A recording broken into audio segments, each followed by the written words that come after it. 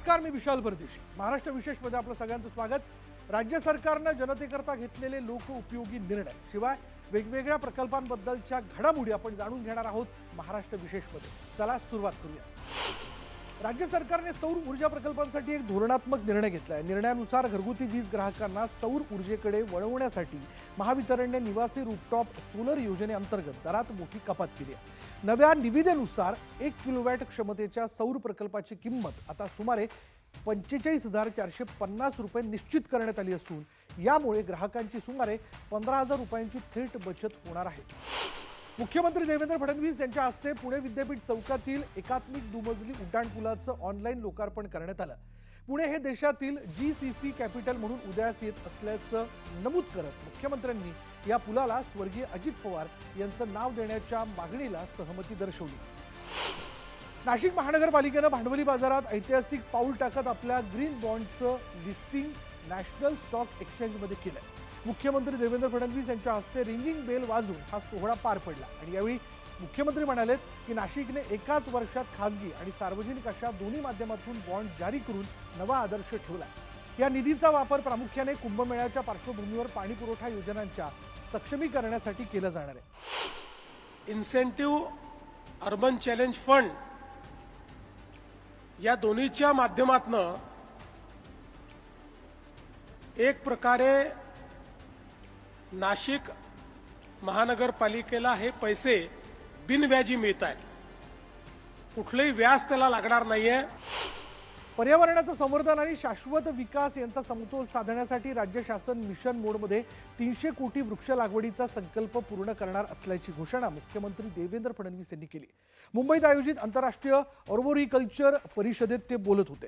मुख्यमंत्र्यांनी स्पष्ट केलं की राज्यातील वनक्षेत्र 23% 33% नेण्यासाठी विज्ञान आणि तंत्रज्ञानाचा आधार घेतला जाईल. यामध्ये डिजिटल ट्विन यासारख्या तंत्रज्ञानाद्वारे प्रत्येक वृक्षाचं आरोग्य आणि जीवनचक्र नोंदवलं जाणार आहे. मुख्यमंत्री देवेंद्र फडणवीस आणि केंद्रीय मंत्री नितीन गडकरी यांच्या हस्ते नागपुरात सोलर डिफेन्स अँड एरोस्पेसच्या रोबोटिक्स आणि UAV फॅसिलिटीचं भूमिपूजन पार पडलं. आधुनिक युद्ध पद्धतीत ड्रोन आणि मानवविरहित प्रणालीचं महत्त्व वाढत असताना हा प्रकल्प भारताच्या संरक्षण क्षमतेला नवी दिशा देणारा ठरेल असा विश्वास मुख्यमंत्र्यांनी व्यक्त केला.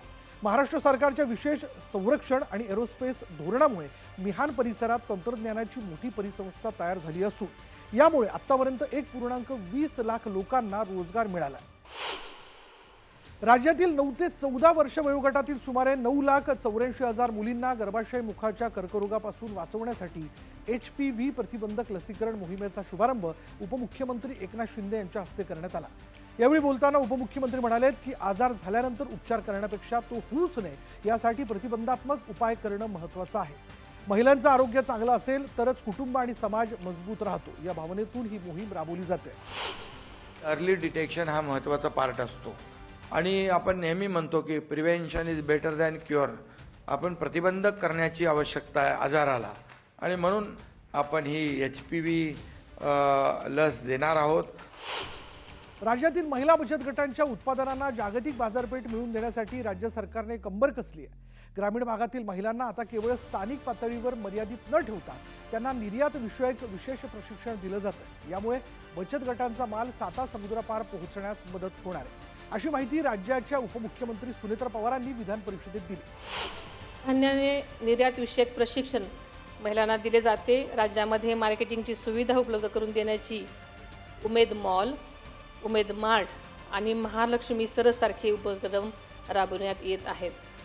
त्याचप्रमाणे बचत गटांची नोंदणी ॲमेझॉन, फ्लिपकार्ट इत्यादी ऑनलाईन प्लॅटफॉर्मवर उत्पादने विक्रीसाठी उपलब्ध करून दिली जात आहेत. मुंबईतील जिओ वर्ल्ड सेंटर इथे 27 आणि 28 मार्च 2026 रोजी होणाऱ्या पल्स 2026 या जागतिक वैद्यकीय परिषदेचा कर्टन रेझर कार्यक्रम मुख्यमंत्री देवेंद्र फडणवीस यांच्या उपस्थितीत विधान भवन इथे पार पडला. या कार्यक्रमात बोलताना मुख्यमंत्री देवेंद्र फडणवीस यांनी विश्वास व्यक्त केला की या आयोजनामुळे आरोग्य क्षेत्रात महाराष्ट्राचा लौकिक जागतिक स्तरावर वाढेल. आज महाराष्ट्र विशेषमध्ये इतकंच. पहा फक्त न्यूज 18 मराठी.